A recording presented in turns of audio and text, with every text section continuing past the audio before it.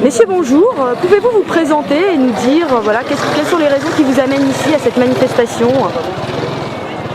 La raison qui nous amène à cette manifestation, elle est très simple. C'est qu'en fait, depuis maintenant près de 60 ans, la Palestine est occupée par une entité sioniste qui a usurpé une terre dans son entièreté, dans son intégralité.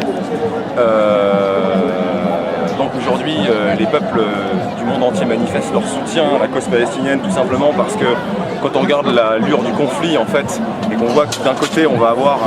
des pertes très minimes dans les troupes israéliennes et de l'autre côté que les représailles vont engendrer plusieurs centaines, voire plusieurs milliers de morts, on peut d'ores et déjà tout de suite en conclure que les Palestiniens font acte de résistance et ne sont pas des terroristes comme on veut bien les faire passer.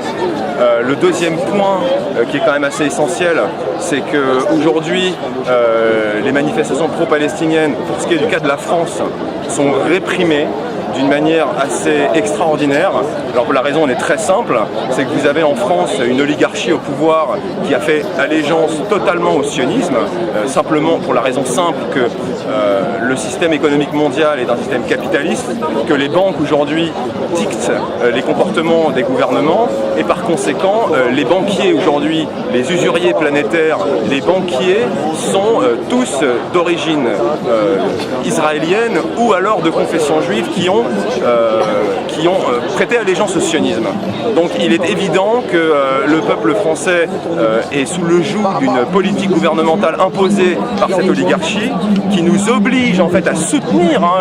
la guerre en Israël du côté d'Israël. Donc vous pouvez constater que le peuple français, dans une très large majorité, soutient la cause palestinienne parce que nous sommes des êtres humains qui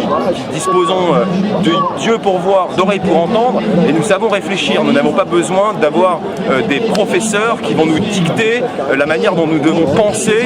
des gens comme Manuel Valls, des gens comme Monsieur Fabius qui a déclaré que les manifestations antisionistes devaient être interdites. Alors c'est qu'on atteint quand même un degré de répression et de non-liberté d'expression assez extraordinaire, puisque on ne peut plus aujourd'hui dénoncer une idéologie. Le sionisme n'est pas un pays, ce n'est pas un peuple, ce sont des gens qui véhiculent une idéologie qui par conséquent est meurtrière et qui est dominatrice. Donc il est légitime que les peuples du monde entier se soulèvent et manifestent leur désolidarisation non seulement du sionisme, non seulement du comportement de l'État d'Israël, mais on ne peut pas avoir confiance, je vais aller plus loin dans ce raisonnement, on ne peut pas avoir confiance dans un État qui a été constitué en 1948 à égalité au niveau de la superficie des territoires et qui un an plus tard a déclenché une guerre pour envahir en fait le reste du territoire. Aujourd'hui, la Palestine n'existe plus techniquement. Quand vous allez simplement sur une carte Google, vous vous rendrez compte que le mot Palestine n'est pas présent, que vous avez bande de Gaza, mais que le territoire palestinien n'existe plus sur le plan géographique, et qu'aujourd'hui on nous force à suivre cette dictature israélienne qui est présente dans tous les pays occidentaux. Donc le message qu'il faut faire passer non seulement au peuple français mais aux dirigeants de ce pays, c'est que le peuple finira à un moment ou à un autre par se soulever contre vous, et vous aurez beau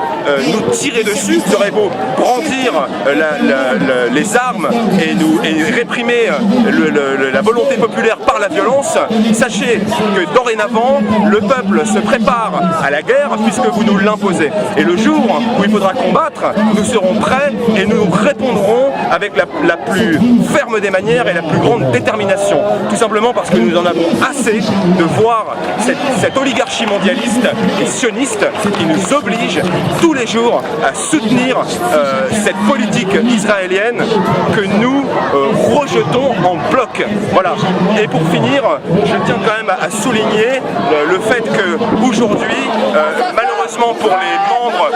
des forces de l'ordre en France, on oblige les policiers à réprimer les manifestants, que ce soit des femmes, que ce soit des enfants, que ce soit des handicapés, parce que nous avons été témoins de ce genre de scène où des handicapés ont été roués de coups.